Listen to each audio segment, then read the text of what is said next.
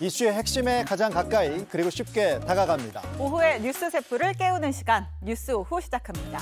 국민의힘이 김기현 대표 체제를 유지하기로 한 가운데 사무총장 등을 교체했습니다. 검찰은 이재명 민주당 대표를 위증교사 혐의로 추가 기소했습니다. 그룹 GOD의 멤버 김태우 씨가 사설 구급차를 타고 행사장에 갔다 벌금을 물게 됐습니다. 구급차는 총알 택시가 아니죠. 자, 먼저 오늘도 쇼트트랙부터 달리겠습니다.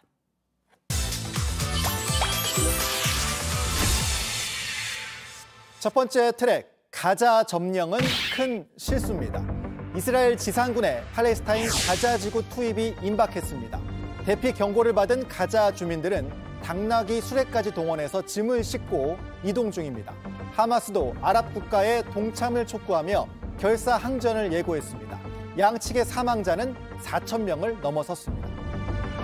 החמאס חשב שאנחנו נתפרק. אנחנו נפרק את החמאס. لا هجرة من غزة ولا هجرة من الضفة لا هجرة من غزة إلى مصر. 앞서 미국 바이든 대통령은 이스라엘에 대한 지지를 거듭 밝혔습니다.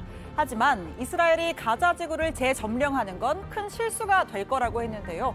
하마스는 완전히 제거되어야 하지만 그들이 팔레스타인 주민 전체를 대표하진 않는다고 강조했습니다. 이런 가운데 바이든 대통령이 며칠 내에 이스라엘을 방문할 수 있다는 외신 보도도 나왔습니다. 성사될 경우에 동맹국에 대한 강력한 지지의 표현이 될 거란 분석도 나왔습니다. 네, 두 번째 트랙입니다. 유류세 인하 연말까지 연장입니다. 정부가 이번 달 말 종료 예정인 유류세 인하 조치를 연말까지 한시 연장하겠다고 밝혔습니다. 이에 따라 휘발유에 붙는 세금은 25%, 경유와 LPG 부탄은 37% 인하한 조치가 두 달 더 이어집니다. 화물차와 버스 등에 지원하는 경유 천연가스 유가 연동 보조금 역시 연말까지 유지합니다. 이스라엘과 하마스 간의 충돌 사태로 중동 정세가 불안정해지면서 국제 유가가 반등 움직임을 보이고 있기 때문인데요. 현재까지 직접적인 영향은 제한적이지만 상황에 따라 시장이 크게 출렁일 가능성이 있다는 겁니다. 에너지, 공급망 등을 중심으로 리스크가 재차 확산되면서 국제 유가 급등과 이로 인한 실물 경제 및 금융, 외환 시장 등의 변동성이 크게 확대될 우려가 있습니다. 이번 전쟁에 이란이 참전할 경우 국제 유가가 배럴당 $150 선을 넘는 이른바 오일 쇼크가 올 거란 전망도 나옵니다. 정부는 24시간 금융 실물 모니터링 등을 통해 빠르게 대응하겠다고 밝혔습니다. 세 번째 트랙, 같이 죽을 사람 필요입니다. 부산에서 과외 앱을 이용해서 또래 여성을 살해한 정유정이 오늘 재판에서 같이 죽을 사람이 필요했고 같이 환생할 걸로 생각했다고 진술했습니다. 검찰은 정유정의 범행 과정과 동기 등을 집중적으로 추궁했는데요. 정유정은 분노를 풀겠다고 생각 안 했다. 같이 죽을 사람이 필요했고 마지막으로 제 얘기를 들을 사람도 필요했다고 답변했습니다. 자, 정유정은 또 피해자의 가족 사진을 보고 실종으로 꾸며야겠다고 생각했다면서 어딘가에 살아있을 거라고 생각하게 하려고 그랬다. 이렇게도 주장을 했습니다. 범행 전 정유정이 우울증 검사를 거부했던 사실도 확인됐습니다. 정유정이 고립 생활을 이어가던 지난해 7월 정유정 할아버지가 관할구청에 무료 심리검사를 의뢰했지만 정유정은 이를 거부했습니다. 네 번째 트랙, 26년 만에 최연소 3승입니다. 한국 남자 골프의 신성 김주형 선수가 미국 프로골프 투어 슈라이너스 칠드런스 오픈에서 우승하면서 통산 3승 고지에 올랐습니다. 이 대회는 2년 연속 우승입니다. 네, 김주영 선수 2002년생입니다. 만 21세 3개월인데요. 골프 왕태 타이거 우즈의 젊은 시절과 비교되고 있습니다. 1997년 1월 타이거 우즈가 만 21세에 3승을 달성한 이후 26년 만에 나온 최연소 3승 기록입니다. 김주형은 이번 우승으로 16위였던 세계 랭킹도 개인 최고인 11위로 끌어올리면서 현재 아시아 선수 가운데 가장 높은 순위로 올라섰습니다. 자, 쇼츠트랙은 여기까지 달려봤고요. 이어서 규스룸에서 정치권 뉴스 이어가겠습니다.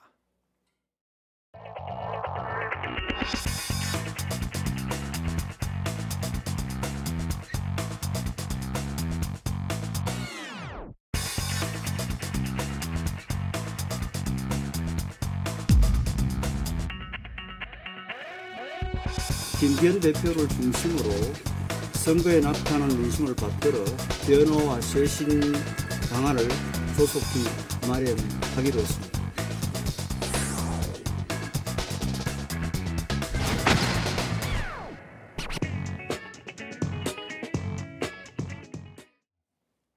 네, 5시엔 뉴스 오후 규스룸에서 이어가겠습니다. 오늘은 뉴스 오후에 처음으로 찾아온 두 분과 함께하겠습니다. 국민의힘 김병민 최고위원, 민주당 한민수 대변인 두 분과 함께하겠습니다. 어서 오십시오. 네, 안녕하세요. 네, 제가 아까 오프닝할 때 저희 멘트가 이제 이슈의 핵심에 가장 가까이 그리고 쉽게 다가간다 이렇게 얘기를 하는데 오늘 두 분이 거기에 딱 맞는 두 분이 아닌가 이런 생각이 듭니다. 열심히 해보겠습니다. 알겠습니다. 좋은 방송 오늘도 해보죠. 네. 첫 번째 주제로 들어가겠습니다. 키워드는요. 김기현 시즌2 이렇게 잡아봤습니다. 강서구청장 보궐선거 패배 이후에 당을 수습 중인 국민의힘 얘기부터 오늘도 해보죠. 일단 어제 긴 의원총회 끝에 김기현 대표 체제를 유지하기로 했습니다. 오늘 김기현 대표의 말부터 듣고 오겠습니다.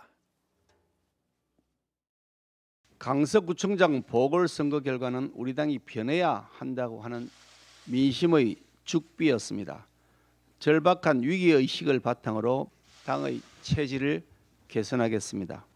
당과 정부, 대통령실과의 관계를 보다 건강하게 하겠습니다.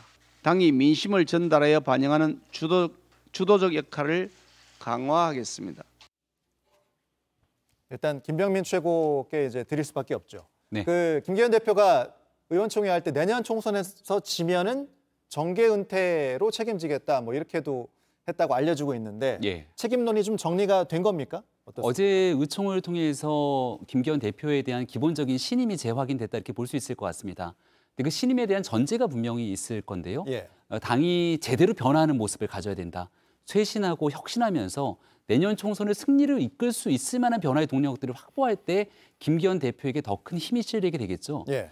국민들이 국민의힘을 지금 어떻게 지켜보시는지 충분히 많은 분들이 인지를 하고 있습니다만 지금 만약 대혼란의 상황들이 펼쳐지게 된다면 변화와 쇄신의 동력을 찾기는커녕 내적 갈등에 치달을 수 있기 때문에 야. 김기현 대표 체제에 한 번만 더 힘을 제대로 실으면서 변화를 추동해 나가자 예. 이런 상황이라고 좀 말씀드리겠습니다. 너무 크게 바꾸면 오히려 더 혼란스러울 수 있다. 예. 알겠습니다. 밖에서 보실 때는 이번 이제 김기현 대표 체제 재신임 어떻게 좀 보셨습니까? 우리 시작할 때 김기현 대표, 김기현 시즌2라는 명칭 자체가 저는 담겨 있다고 봅니다. 예.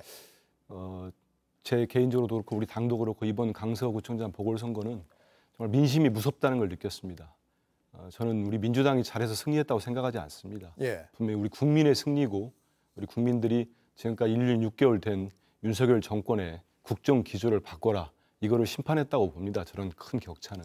근데 지금까지 이제 뭐 다른 당 사정이라 참 제가 말씀드리고 그런 측면도 있는데 지금 현재까지 나온 쇄신책이라고 해서는 국민들을 보시기에 저는 국민의힘 지지층 내에서도 나올 것 같아요. 좀 미흡하다 예. 이런 생각을 할 것 같습니다. 당장 지금 김기현 대표님 말씀을 들어보면은 이거는 민심의 죽비라고 표현하시면서 변하겠다고 했는데 이 진단 자체는 뭐 맞을 수도 있겠습니다. 근데 이거는 김기현 대표가 아니고 다른 당대표랄지 아니면 비대위원장이랄지 다른 당을 책임지는 예. 책임자가 하실 만한 말씀이라고 생각을 합니다. 왜냐하면 이번 선거의 본질은 대통령께는 국민들이 강서 구민들이 통해서 예. 대통령의 국정 기조를 바꾸라는 거고 여당은 그 잘못된 후보가 선정이 되고 공천하는 과정에서 단 한마디도 집권당에서는 민심을 이렇게 받아서 의견을 전달해야 되는데 제대로 하지를 못했어요.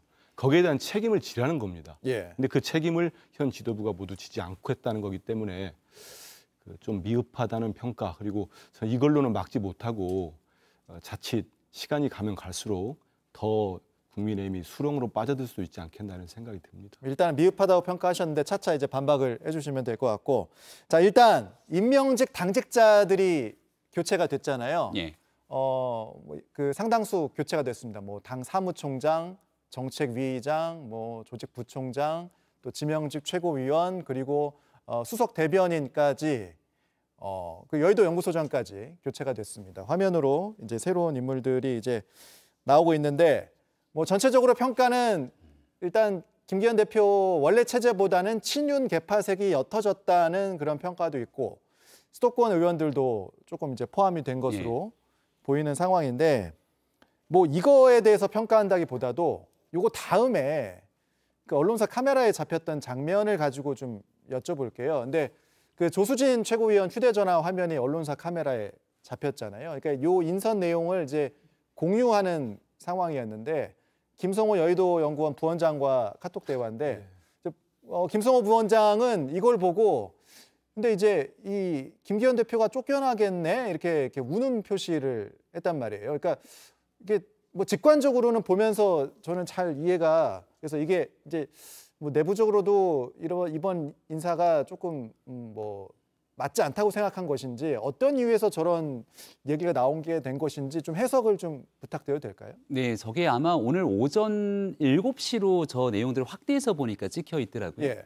국민의힘 최고위가 8시에 오늘 열렸고요. 네. 여기에 대해서 7시 30분에 사전 최고위가 열리면서 인선안에 대한 내용들이 공유가 됩니다. 예. 근데 최종적으로 그날 바로 회의 직전의 내용들을 공개하게 되면 수정하고 조정할 시간이 없지 않습니까? 예.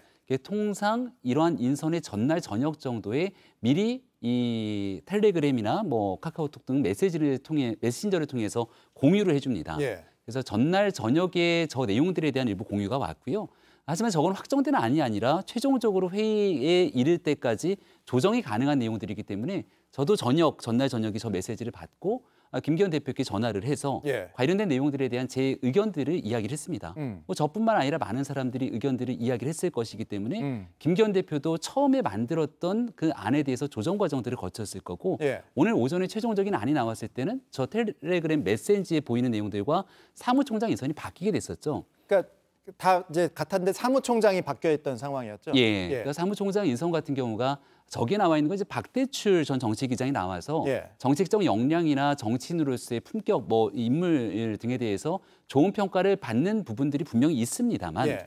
얼마 전에 이 지명직 당직자가 전부 다 사임을 예. 한 대상에 포함이 돼 있어서 다시 그 대상이 사무총장직에 가게 되면 아마 비판이 있지 않겠는가라고 하는 내용들을 김성호 원장도 아마 저 내용들에 포함이 돼서 썼던 게 아닌가 싶은데 네. 과거에 있었던 내용들을 최고위원회에서 조수진 의원이 이 내용들을 이제 보면서 예. 시차적으로 지금 막 벌어지고 있는 일처럼 나타나게 되니까 여러 혼란들이 가중된 것 같아서 매우 안타깝게 생각합니다. 그러니까 사무총장 인선 부분에 대한 어떤 그 김 부원장의 의견이었을 예. 것으로 본다. 뭐 이렇게 말씀하셨는데 이것도 뭐 혹시 덧붙이실 내용이 있습니까? 다른 당 내용이라 좀 상대당이지만은 예. 국민복이 참 민망하죠. 그래요? 민망한 내용이고. 근데 저는 뭐 박대출 만약에 사무총장이 됐다면 예. 저는 그거는 김태우 전 강서구청장을 후보하는 거 강서구청장 후보로 낸 거에 못지않게 대단한 민심의 역풍을 받았을 겁니다.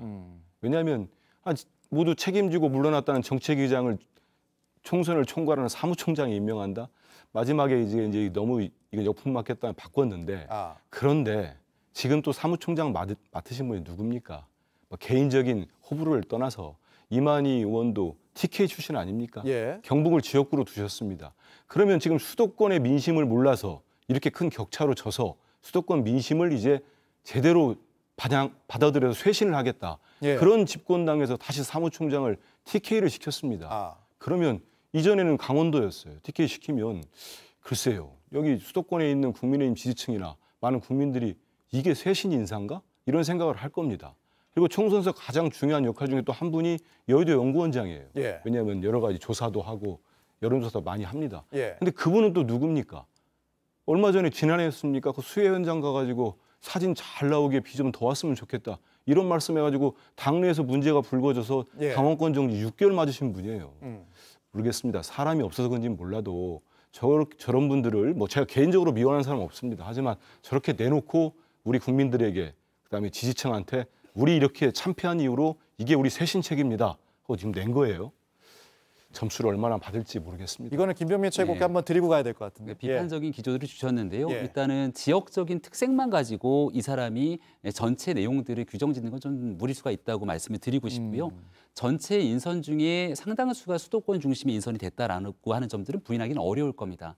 그리고 그중에 조금 전 말씀 주시지 않은 내용이 정책위 의장, 유이동 정책위 의장을 좀 집중해서 말씀을 드리고 싶은데요. 네. 집권당이기 때문에 중앙정부와 함께 유기적으로 협력하면서 국민 민심과 눈높이에 맞춰서 꼭 필요한 정책들을 내놓는 핵심적인 역할을 결국 정책위 의장이 하게 됩니다. 예. 유이동 의원 같은 경우는 뭐 개파 같은 세간의 사람들이 불리는 내용으로는 과거 유승민 전 의원과 가까웠다 그래서 유승민계로 불리기도 하는 흔히 당내의 비주류 중에 비주류로 포함되는 인사기도 합니다. 그럼 비윤이라고 볼 수 있습니까? 통상 그런 표현들을 저희는 쓰고 싶지는 않습니다만 예. 세간의 평가를 빌리자면 비윤 중에 비윤이다라고 불리는 분 중에 하나가 유이동 정책위 의장이거든요. 예. 수도권 3선 의원으로 여기에 대한 변화를 추동해 나가기 적합한 인사다라고 정책위 의장이 유이동 의원이 배치가 됐고 예. 지명직 최고위원 한 자리에 지난날 정기국회 대정부 질문에서 여야가 서로 고성을 높이면서 싸우는 모습에 국민적 평가가 굉장히 박하게 나왔는데 예. 그때 정말 국민들에게 그래도 기쁜 소식 하나를 전해줬던 게 김혜지 의원 아니냐. 예. 코의 비유를 들어가면서 국민들에게 희망을 주기 위한 메시지를 줬던 김혜지 의원이 지명직 최고위원으로 오면서 예. 우리 당이 그동안 얘기했던 약자와의 동행을 구현하기 위한 새로운 변화의 가능성을 보여주기도 합니다. 김성원 의원에 대한 과거의 실언에 대해서 여러 평가들 주시는 것 달게 받을 수밖에 없다고 생각합니다. 예. 다만 그런 일이 있었음에도 불구하고 아무것도 없다고 지나간 것이 아니라 당원권 정지 6개월을 받으면서 거기에 대한 숙고하고 반성하는 지난날의 과정들이 있었다 말씀드리고 민주당에서 이제 비판을 주셨으니까 지난날 김남국 의원의 문제부터 최강욱 전 의원의 그 짤짤이 발언 등이 있었을 때 예. 당원권 정지 등 실제 당무 감사 등의 그 당시에 윤리적 징계 등이 있을 거라고 얘기했지만 어떤 결과도 없었던 모습들을 보게 되면은 예. 기본적인 책임감을 갖고 책임지는 정치를 해왔다는 점들도 함께 아울러 말씀을 드리고 싶습니다. 알겠습니다. 이런 이제 상황인데 오늘 당이 이제 어쨌든 아직까지는 이제 조금 어수선해 있는 그런 상황인데 오늘 국회에서 나란히 기자회견을 가진 사람이 안철수 의원하고 이준석 전 대표가 있었습니다. 두 사람의 기자회견을 잠깐 보고 와서 다시 이야기 이어가겠습니다. 총선에서 승리할 수 있는 가장 중요한 과제는 사람에 달려 있습니다. 더불어민주당보다 더 우리 당을 비난하고 몇 퍼센트 질 거라고 잘난 체하고 다니는 나쁜 사람들은 내보내야 합니다. 이준석 전 대표는 내부 총질만 일삼는 오만의 극치를 달리고 있습니다. 언제까지 이 응석바디가 당의 분탕질하는 것을 내버려 두시겠습니까? 당윤리위원회 이준석 제명 징계를 요청하겠습니다. 저는 오늘 참담한 마음으로 이 자리에 섰습니다. 오늘 사자성어는 결자 해지입니다. 제발 여당 집단 무건수행의 저주를 풀어주십시오. 지난 17개월 동안 있었던 오류들을 인정해 주십시오. 내부 총질이라는 단어를 쓰면서 자유로운 의견을 표출하는 것을 막아세우신 당신께서 그 저주를 풀어내지 않으면 밤비노의 저주만큼이나 오랜 시간 동안 여당을 괴롭힐 것입니다. 가수 토이가 했던 스케치북이라는 노랫말을 인용합니다. 옆에 있었던 소중한 것들을 잊고 이기적인 삶을 걸어왔다면 고민하지 마십시오. 좀 잘못된 거 어떻습니까? 지우개로 지우면 됩니다. 새로운 그림을 그릴 때가 되었습니다. 좀 서투르면 어떻습니까? 여당이 스스로 잘못을 반성하고 우리에게 주어진 180일이라는 어떤 색을 칠할 수 있을까? 그 고민의 시작은 대통령의 결단과 용기에서 시작될 것입니다.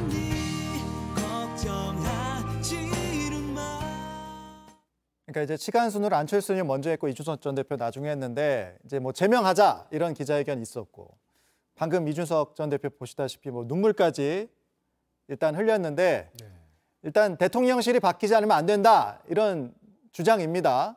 어떻게 보셨어요? 이번 보궐선거를 통해서 드러난 민심들에 대해서 대통령실도 집권 여당도 무겁게 받아들이고 또 그 결과를 통해서 변화하기 위한 노력들을 하기 위한 결심이 속 해나가는 중이라고 생각합니다. 근데 이제 누군가에 대해서 모든 것들이 당신 탓이다, 당신 책임이다 이렇게 얘기가 전해지는 순간 결국은 서로가 서로를 향해 손가락질하는 갈등이 다시금 내적 갈등이 폭발적으로 나타날 수 있다라고 하는 걱정도 됩니다. 이준석 전 대표의 발언들을 보게 되면 오류라는 표현을 참 많이 쓰게 되는데요. 오류를 인정하라. 근데 애석하게도 그런 오류를 인정하기 위해서는 내가 잘못했던 지난날의 오류도 인정을 해야 되거든요. 하지만 이준석 전 대표가 해왔던 수많은 주장들을 보면 본인이 지난날의 오류에 대해서 지적하는 사람들에 대해서는 결코 받아들이거나 고개 숙이면서 지워가는 모습들을 보기가 참 어렵습니다. 그리고 안철수 전 대표, 안철수 의원이 제기하고 있는 문제 제기 속에서도 예. 아픈 사람이라고 하는 굉장히 모욕적인 발언들을 쏟아냈기 때문에 저런 내용들이 국민들 앞에 비춰지는 것이 지금 우리의 변화에 어떤 도움이 될까 싶어서 이런 내적 갈등이 보여지는 것들은 다 뒤로 좀 물리고 진짜 겸허하게 우리가 스스로 변화할 수 있는 모습들에 힘을 좀 실는 것이 훨씬 더 중요할 때다라는 말씀을 드리겠습니다. 요것만 하나 여쭤보고 민주당 얘기로 예. 넘어갈게요. 안철수 의원의 제명 요청 서명 운동하는 거는 현실성이 있습니까? 그러면? 이런 내용들도 국민들께 비춰질 때는 결국 우리 내부의 내적 갈등으로 비춰질 가능성이 크기 때문에 우리가 지금 해야 되는 가장 우선순위가 무엇인지 변화하기 위해서 국민적 눈높이를 갖춰가는 게 중요하다 말씀을 드리겠습니다. 네. 근데 저는 그 여야 모두 우리 1, 2당을 하고 있는데 한 정당이 모두 건전한 상태에서 좋은 잘하기 경쟁을 해야 되는데 저 모습을 보면서 참 좀 참담한 생각이 듭니다. 왜냐하면 이준석 전 대표의 저는 진단 자체는 맞다고 봅니다. 대통령에 대한 국정 기조를 바꿔달라 저렇게 눈물로서 호소하는 전직 당대표로서 저는 진정성이 있다고 봐요. 하지만 그 전후로 안철수 의원과의 저렇게 벌이는 모습들은 저는 민주당 사람입니다만 참 국민 보기 참담할 것 같아요. 아니 안철수 의원은 지금 응석바지라고 하면서 전직 당대표 대선과 지선을 이긴 당대표를 제명하겠다고 윤리위에 지금 제명장을 내고 서명운동을 해가지고 받아냈는데 안철수 대표가 왜 저렇게까지 돼버렸는지 참 안타깝다는 생각이 들고요. 알겠습니다. 네. 뭐 두 분 말씀은 지금 이런 상황이 뭐 연출되는 것 자체가 조금 부적절하다 뭐 이렇게 또 평가를 하신 것 같은데 좀 지켜보죠. 어떤 식으로 상황 흘러가는지. 두 번째 키워드로 넘어가겠습니다. 민주당과 이재명 대표 관련해서는 또 기소, 또 재판 이렇게 키워드 잡아봤는데요. 이재명 대표 검찰이 오늘 추가 기소했고 이런 가운데 이 대표의 당무 복귀는 언제인가 아직 정확한 일정이 안 나오고 있어요. 그래서 수석 대변인 설명을 잠깐만 듣고 오겠습니다. 대표님 복귀 시점 좀 알 수 있을까요? 뭐 얘기가 좀 계속 나오는 것 같은데. 뭐 건강 문제만 뭐 문제가 없으면 뭐 언제든지 복귀하시겠다는 뭐 강한 의지를 가지고 계신데 아직 체력 회복이 기대만큼 되지 않아서 조금 미뤄지고 있고요. 아직 뭐 날짜나 이런 것들은 결정된 바가 없습니다. 요건 한 대변인님께 짧게 여쭤볼게요. 네. 건강 상태가 지금 어떤 상황이에요? 한 지금 24일을 단식을 하셨거든요. 단식을 하고 이제 풀고 난 다음에 이제 병원에서 회복 과정이었는데 그 안에 이제 우리 국민들 다 아시지만 영장 실질 심사를 받으러 장시간 가 계셨고 또 대기를 하고 하면서 그러면서 또 이제 그 안에서 가끔 이제 일도 좀 하시고 한 것 같습니다. 뭐 회의도 소집하고 하다 보니까 여러 가지로 지금 회복되는 상태가 늦어지고 있는 것 같아요. 보통 단식을 하면은 그 기간보다 한 1.5배 정도가 회복이 필요하다고 하는데 그 기간이 채워지지도 않았고 해서 건강이 완벽하게 회복되지 않은 상태로 저도 알고 있습니다. 알겠습니다. 조금 더 시간이 필요하다 이런 이제 설명이 민주당에서 나오고 있는 건데 일단 오늘 검찰이 지난주에 이어서 위증교사 혐의로 이제 추가 기소를 했단 말이죠. 민주당에서는 이제 쪼개기 영장 청구다, 쪼개기 기소다, 정적 죽이기 끝판이다 이런 비판 나오고 있는 건데 국면 전환용이다.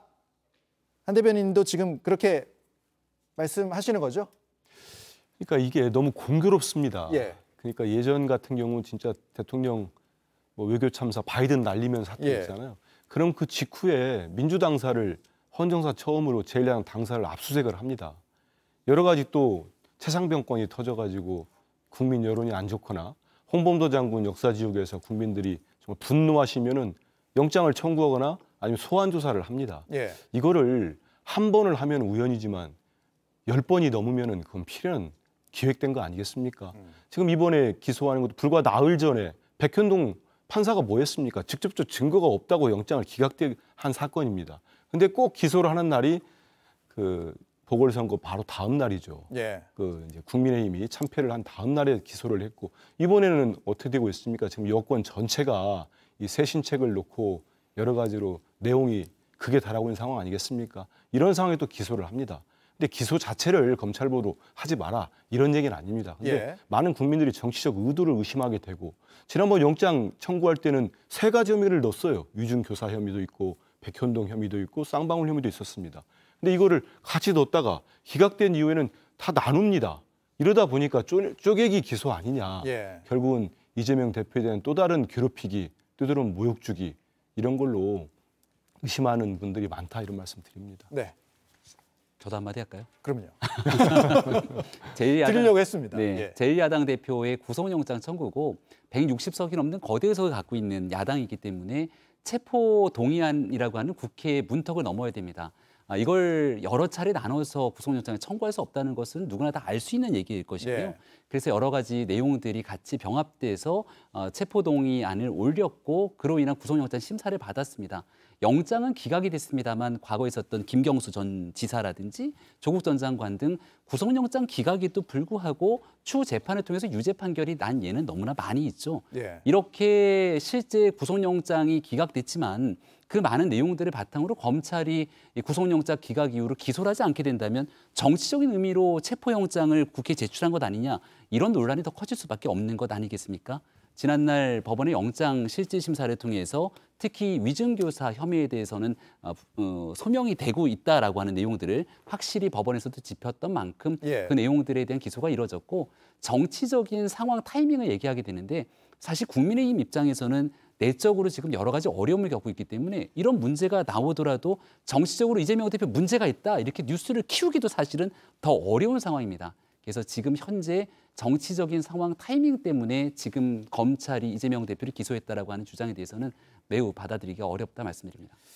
알겠습니다. 이재명 대표 내일 또 재판이 예정이 돼 있고 뭐 금요일에도 있어서 이재명 대표의 당무 복귀 또 재판 이제 출석 여부 이런 것들도 좀 계속 좀 언론의 주목이 뒤따를 것 같습니다. 오늘 두 분과는 오늘 처음 모셔봤는데 앞으로 좀 자주 뵐게요. 그런가요? 알겠습니다. 네. 오늘 두 분 말씀 여기까지 듣겠습니다. 고맙습니다. 고맙습니다. 네, 감사합니다.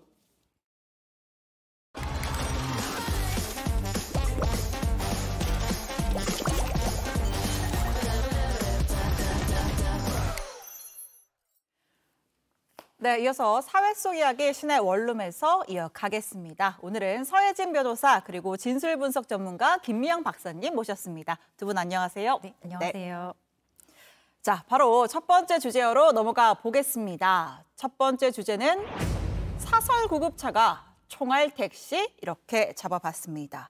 자, 오늘 뭐 기사가 참 많이 나서 많은 분들 아시는 뉴스 같은데 5년 전에 가수 G.O.D의 멤버 김태우 씨가 사설 구급차를 타고 행사장에 간 사건이 있었습니다. 전혀 구급 상황 아닌데 마치 구급차를 택시처럼 이용을 한 거죠. 자, 40대 운전기사가 실형 선고받았습니다. 구체적으로 어떤 사건이었습니까, 박사님? 2018년 3월 16일에 발생한 사건인데요. 예. 김태우 씨의 소속사인 관계자 인 분이 이 행사 대행 직원에게 사설 구급차를 이용하면 교통 체증을 좀 피해서 행사장에 빠르게 갈 수 있다라고 하면서 구급차의 직원 연락처를 알려주게 됩니다. 예. 네, 그러니까 행사 대행 업체의 직원이 김태우 씨를 태워달라고 하면서 이제 30만 원을 주면서 당시에 이제 일산 서구의 어떤 도로에서 네. 이제 성동구의 행사장까지 이제 이동을 이제 하게 이제 태워준 그런 사안이었습니다. 그래서 이제 처벌을 받게 된 건데 심지어 운전기사 A씨가 무면허에 구급차 불법 운행이 처음이 아니었다고 하더라고요. 이 건 외에 다른 혐의로도 지금 기소가 돼서 이제 재판을 받은 건데요. 네. 이 A 씨는 21년 1월부터 22년 2월까지 예. 한 20차례 정도 걸쳐서 허가받지 않은 지역에서 구급차를 운행하고 이송요금 명목으로 539만 원을 받았다고 합니다. 그리고 더 황당한 것은 21년 8월에는 음주운전으로 적발이 돼서 면허가 취소가 되거든요. 근데 면허가 취소되면 무면허 상태잖아요. 그 무면허 상태에서도 이 구급차를 계속 운전을 했다고 합니다. 그래서 무면허 운전도 또 추가가 됐습니다. 그리고 또 이전에 전과도 있었던 것 같아요. 누범이라고 해서 그 3년이 지나지 않는 경우 형을 다 집행 종료하고 3년 지나지 않은 경우에 그때는 더 장기라 그래서 형의 그 높은 형에 가중되는 그런 게 있거든요. 그래서 누범 기간 중에 또 이런 무면허 운전을 저질렀고 또 좀 반성하지 않고 변명하지 않는다라는 그런 그 판결 이유가 들어가 있습니다. 그래서 엄벌할 필요가 있다라고 해서 최종적으로 뭐 징역 1년 6개월, 벌금 200만 원이 선고가 됐고요. 이 김태우 씨 사건 같은 경우는 이 차량에 사설 구급차에 탄 김태우 씨와 또 이 김태우 씨를 태우고 직원 있죠. 네. 이 사람들에게도 응급의료에 관한 법률 위반 혐의로 약식 기소가 됐고요. 네. 김태우 씨 같은 경우는 벌금 500만 원이 이제 아. 약식 명령으로 나왔다고 합니다. 무면허로 불법 구급차 운전을 한 운전기사한테는 또 전에 전과도 있었기 네. 때문에 징역 1년 6개월 실형이 선고가 됐고 이걸 의뢰한 김태우 씨도 죄가 있다라고 해서 벌금 500만 원을 물게 됐다는 설명입니다. 근데 궁금한 게 어떻게 무면허 운전자가 구급차를 몰 수가 있었습니까? 아무나 구급차를 몰 수가 있습니까? 저 지금 보면 구급차, 이 사설 구급차 같은 경우는 이 운전자의 어떤 요건이라고 할까요? 자격이 그렇게 까다롭지가 않습니다. 그냥 일종 보통 면허, 운전면허 이외에 특별한 자격이 요구되지 않아서 사실 뭐 단기 아르바이트생도 구급차를 운전하는 게 특별히 문제가 안 되고 있어요. 지금 보면 이제 구급차 직원 급하게 구합니다 하는 경영무관이라고 되어 있죠. 그러네요. 경영무관. 뭐 최근에 2017년 이후에는 뭐 도로교통법이 개정이 돼서 그 긴급 자동차 온라인 교육이 의무화되긴 했지만 이마저도 한 3시간 정도의 짧은 교육에 그치거든요. 근데 뭐 사설이든 어쨌든 뭐 119 구급차라고 하더라도 어쨌든 환자를 이송하는 되게 중요한 업무를 하고 있는 차량인데 이런 차량 운전 업무에 종사하는 것 치고는 사실 좀 그 자격 기준이 너무 까다롭지 않아서 생기는 문제가 더 많을 것 같습니다. 뭐 기본적인 응급 구조 관련 지식도 좀 있어야 할 것 같고 한데 경력무관, 조건무관, 면허만 있으면 구급차를 몰 수가 있었군요. 자, 김태우 씨도 사과문을 냈습니다. 사과문을 냈다면 잘못한 걸 당신 몰랐을까요? 왜 그랬을까요? 법적으로 문제가 없다고 생각을 한 건지. 저도 이걸 보고 왜 그걸 탔을까라는 생각을 좀 했었는데요. 일단은 김태우 씨는 일단 자기 잘못인 것을 인정을 한다. 다음에 이런 일이 없도록 뭐 주의하겠다라는 정도만 나왔기 때문에 왜 이걸 했는지 이런 내용들은 이제 뭐 언급을 하진 않았는데요. 우리가 이 도로상에서 이걸 탔다라고 생각을 해보면 아마도 가야 되는 장소까지 좀 지각을 할 수 있는 이제 상황이었기 때문에 이제 상황적 급박성 때문에 좀 판단을 하는 여러 가지 상황을 좀 많이 간과한 부분이 없지 않은가라는 생각이 하나 들었고요. 또 하나는 이 구급차가 사설 구급차였기 때문에 아마 일반 우리가 119 구급차랑 사설 구급차에 대해서 인식을 좀 다르게 한 것이 아닌가라는 생각이 듭니다. 급하면 사설 구급차는 내 돈 주고 타는 거니까 좀 타도 되는 거 아닌가 이렇게 생각을. 기본적으로 이제 긴급한 상황에서는 우리가 뭐 합리적인 판단, 뭐 이렇게 이성적인 판단을 좀 하기가 어려운 부분들도 좀 있고요. 다급하다 보니까. 근데 그걸 좀 넘어서는 문제이긴 한데 거기에 인식 문제가 또 있지 않을까라는 생각이 든다는 겁니다. 이런 사례가 사실 좀 있긴 있었어요. 예전에도 논란이 됐죠. 과거에도 방송인 강유미 씨가 부산 이제 공연을 가야 되는데 지각을 해야 되는 상황이 이제 발생할 수 있어서 이제 늦어서 이제 구급차를 타고 가는 내용을 SNS에 이제 올리게 됩니다. 그래서 이 당시에 응급 상황이 아니라 공연 지각을 이유로 이제 구급차를 불렀다라고 이제 해서 여론의 문매도 받고 이제 문제가 이제 커지니까 근데 문제는 거기에 따른 이제 대응 방법, 이제 발언이 또 문제가 됐었는데요. 아니, 이거 119 구급차가 아니었다. 결국 민간 단체에서 사설로 운영을 하는 거다라고 하는 것으로 해명을 한 거죠.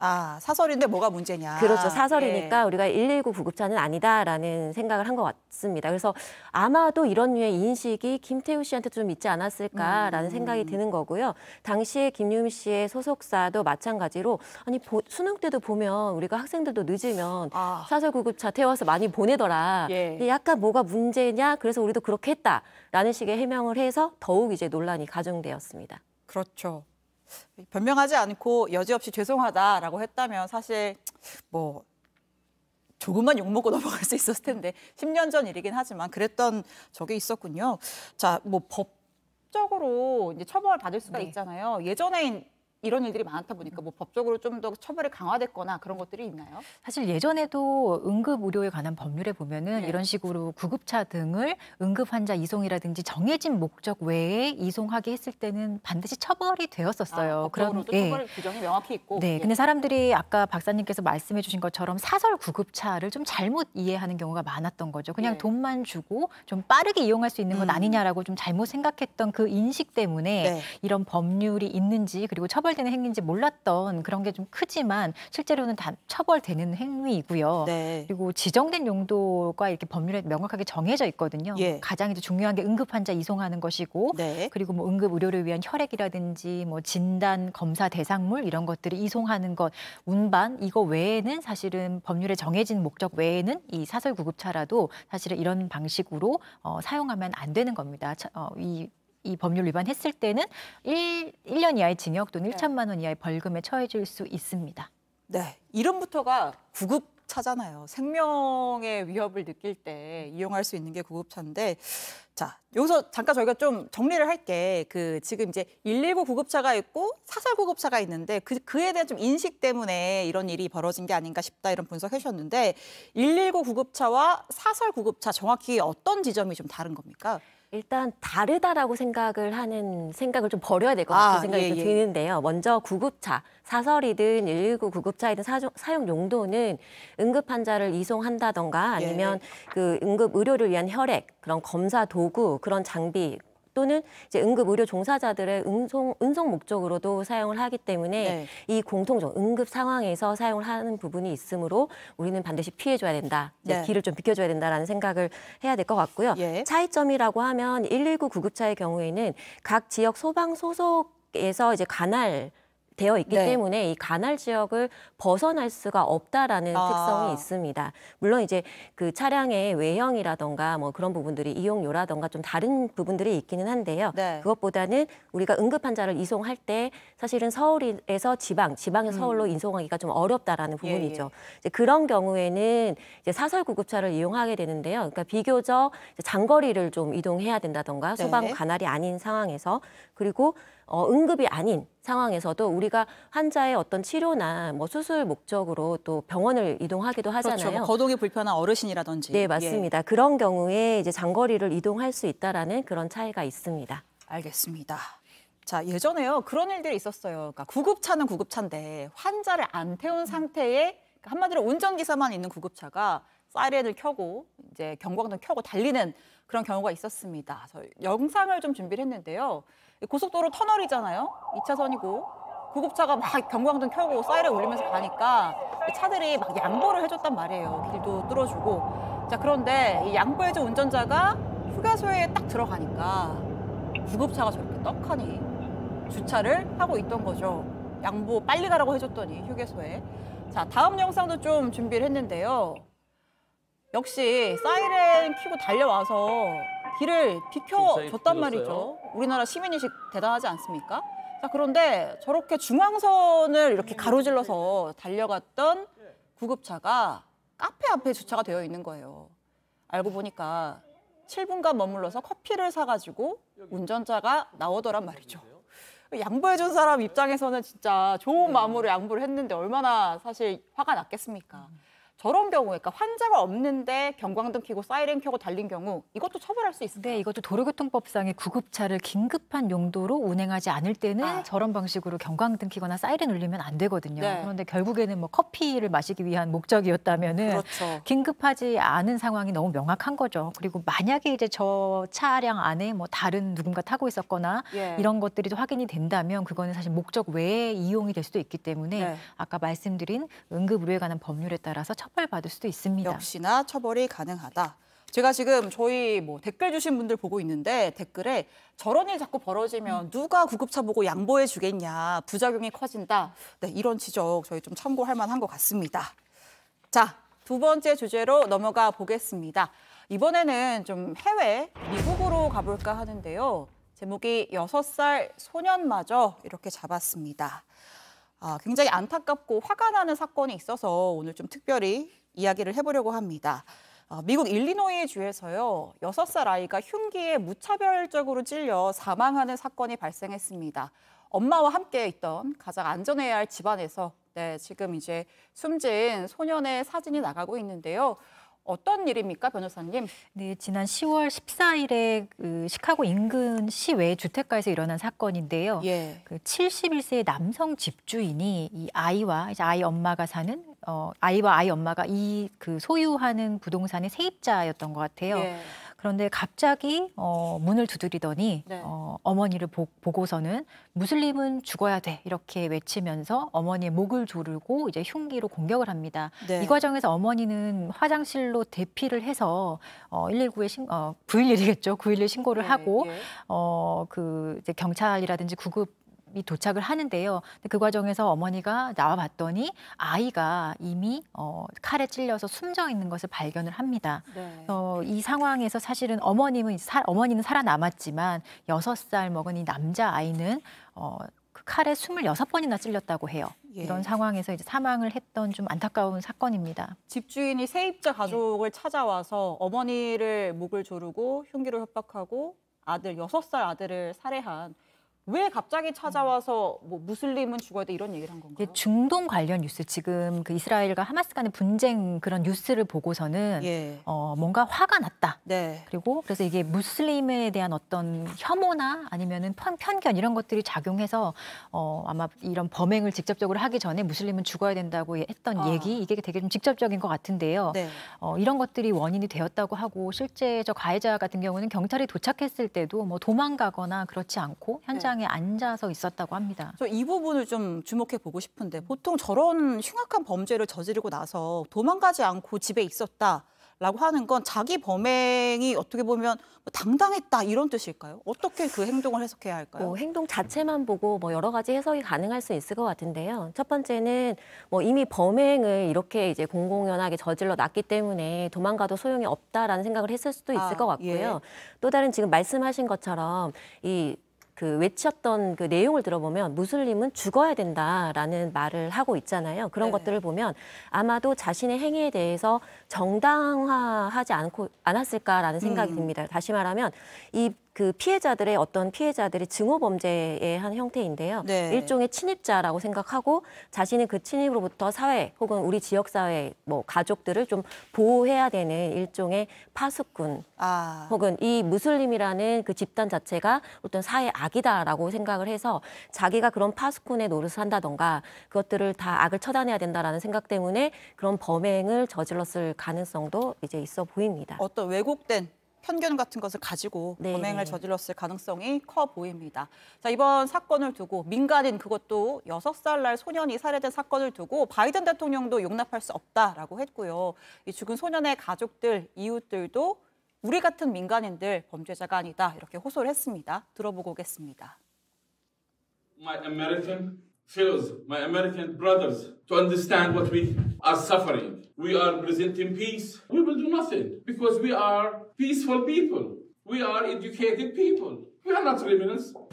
26 times. How can anyone do that to a little boy? All because he was an innocent child.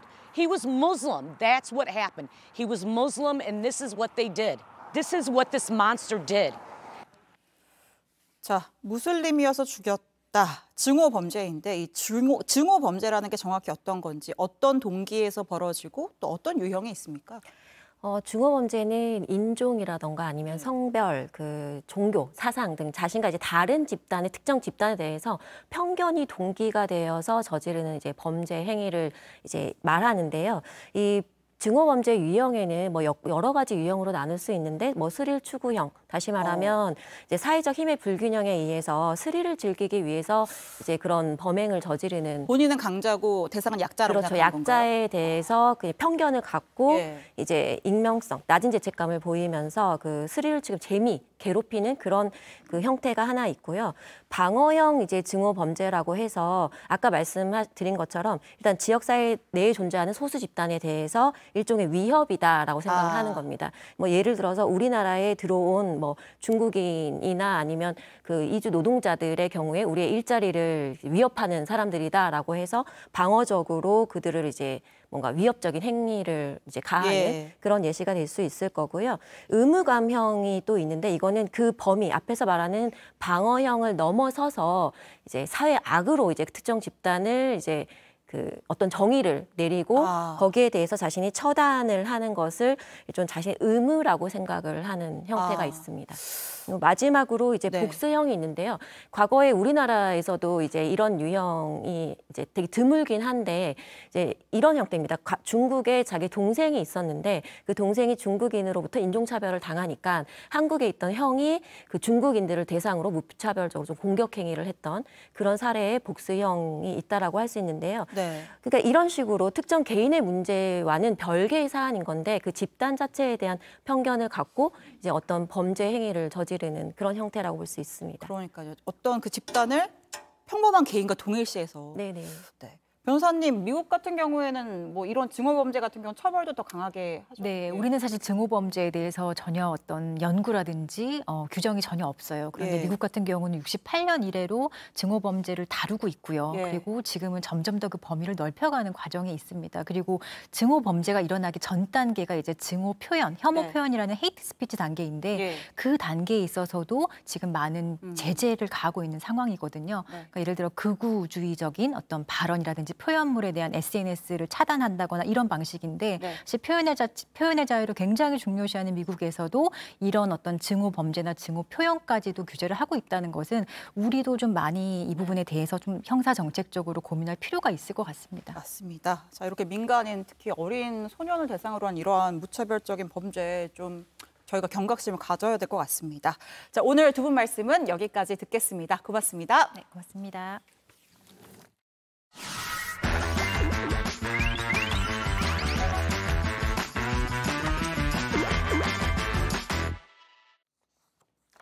가보니 해보니 들어보니 그래서 보니 취재 기자가 직접 뜁니다. 오늘도 뉴스 오후의 활력소 정희윤 기자 나와 있습니다. 어서 오십시오. 안녕하십니까. 오늘은 어떤 보니를 준비했나요? 오늘은 올라보니입니다. 올라보니. 네, 가을 하면 이제 등산의 계절이죠. 단풍놀이 곧 많이들 가실 텐데 이때 사고도 가장 많이 난다고 합니다. 그래서 직접 산을 올라가 보니 우리 정희윤 보니가 정말 별의별 보니를 하느라 고생이 많습니다. 고생이 많아요. 직접 올라가 보니까 등산할 때 뭐가 이렇게 위험했던가요? 일단 소방청에 따르면 최근 3년간 전국 산악사고 구조 건수는 3만 건이 넘고 특히 가을철에 집중됐습니다. 유형별로는 실족 추락 사고가 가장 많았습니다. 최근에 이제 등산하다가 말벌을 조심해야 된다 이런 기사도 본 것 같은데. 맞아요. 사망까지 하신 사건이었는데요. 그 벌쏘임이 등산할 때 주의해야 하는 점 중 하나라고 합니다. 마침 제가 가는 날 관할 소방서에서 말벌집을 제거한다고 해가지고요. 이것도 직접 보고 또 구급대원과 함께 주의할 점을 짚어봤습니다. 올라가 보니 구급대원과 함께 올라가 보니 이렇게 되네요. 영상 보겠습니다. 오늘 딱 등산하기 너무 좋은 날씨입니다. 그런데 이런 가을철에 산에서 사고가 가장 많이 난다고 하거든요. 그래서 오늘 이렇게 등산 풀 세팅하고 이제 제가 직접 올라가 보면서 주의할 점을 좀 짚어보려고 합니다. 올라가 보니 가시죠. 고대다에서 고대산이라던데 나 어떡하지?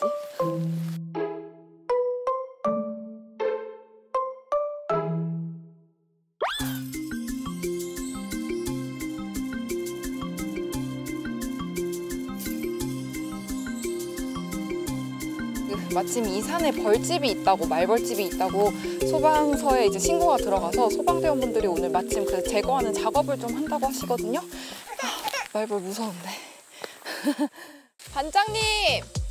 반장님, 안녕하세요. 오지 마세요, 지금 벌집 있어요. 아, 그래요? 어떻게 해요, 그러면 저?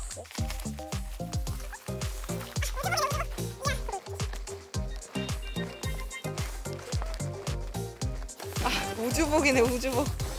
이야, 너무 큰데요?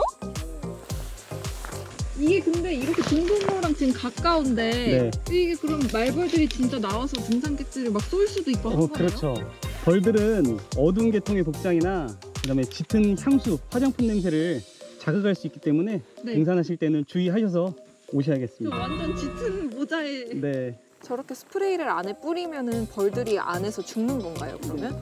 뿌리시고 그 다음에 이거를 이제 벌집까지 다 떼어내시는 거예요?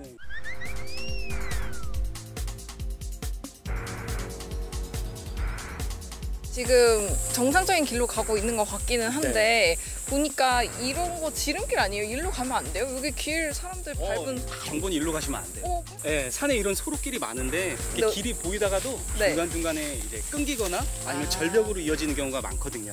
낙상 사고도 종종 발생하기 때문에 정상적인 등산로로만 다니셔야겠습니다. 근데 여기 아예 신호가 안 잡히거든요? 이거 괜찮은 거 맞아요? 등산로상 중간중간 난청 지역이 있기 때문에 등산하시면서 확인하셔야 되고 안 그래도 제가 이걸 설명드리려고 했는데요. 네, 국가지점번호입니다. 중간중간 다니시면서 확인하셨다가 그다음에 난청 지역을 벗어나신 다음에 해당 위치를 설명해 주시면 큰 도움이 됩니다.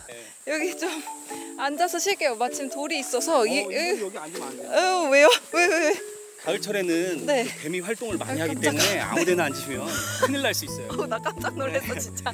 아 그래요? 뱀이 낙엽이랑 구분이 잘 안 가거든요. 그래서 주변을 꼭 확인하시고 앉으셔야 됩니다. 이 가을철에 뭐 산악 사고가 가장 많이 일어난다고 이제 들었는데 비율이 그럼 1년 중 거예요? 1년 중 지금 가을철 산악 사고가 거의 과반수 이상을 차지하는 것 같습니다. 가을철은 지자체별로 축제도 많고 평소에 산에 안 가시는 분들도 많이 산에 오시거든요. 그러면은 뭐 실족 사고라던가 아니면은 불법인데도 이제 뭐 밤 따러 오시거나 버섯 채취하러 오신 분들 많기 때문에 그런 분들 뭐 낙상이라던가 벌집 사고도 종종 있습니다.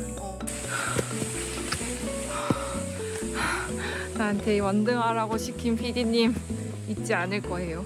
해보기는 하겠습니다. 난 본이니까.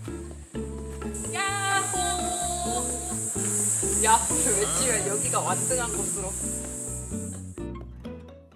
고생이 많았습니다. 뱀 조심, 벌 조심. 벌이 짙은 옷을 좋아해요? 그렇다고 하더라고요. 깜짝 놀랐어요.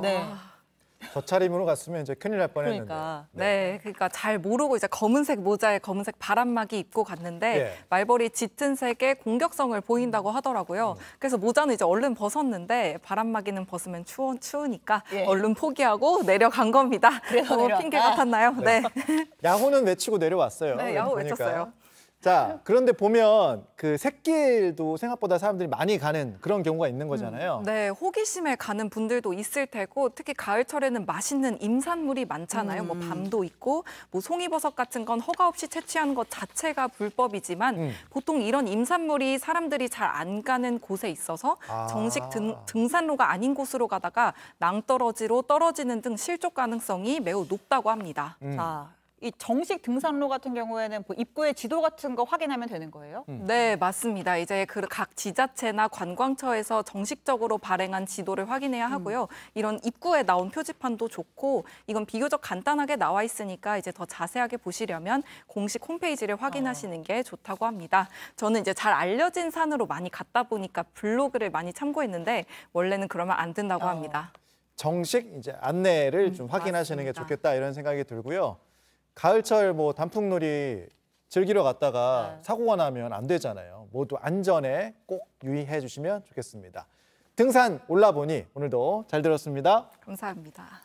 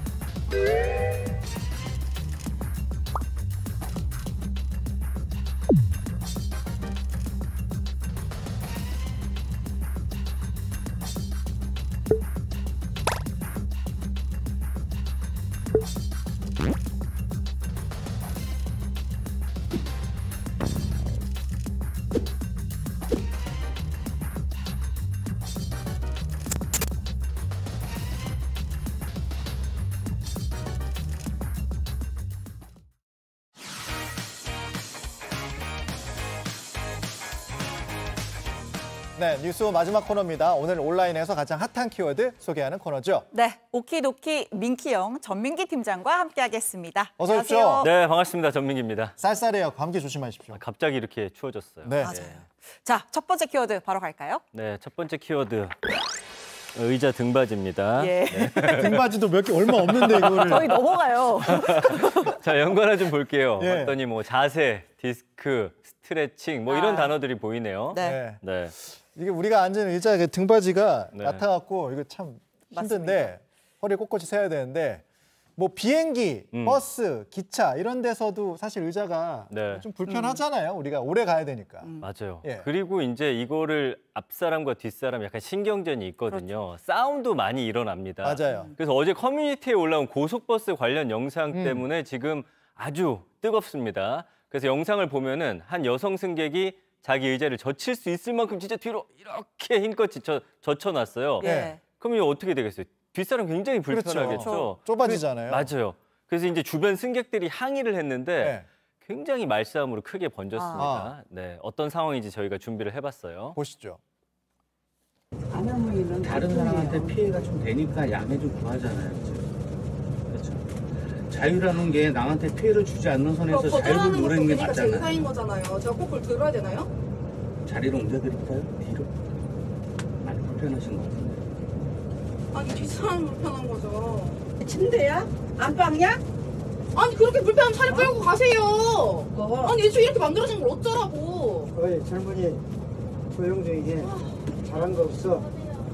아니 그쪽 사모님 방송이 안 하세요. 너나 잘해, 너나 잘해. 네, 아무튼 네. 이제 의자를 뒤로 젖힌 다음에 말싸움까지 벌어진 상황인데 이게 계속 커뮤니티에 계속 올라오고 있더라고요. 지금 굉장히 뜨거운 화제인데 사람들 반응은 어때요?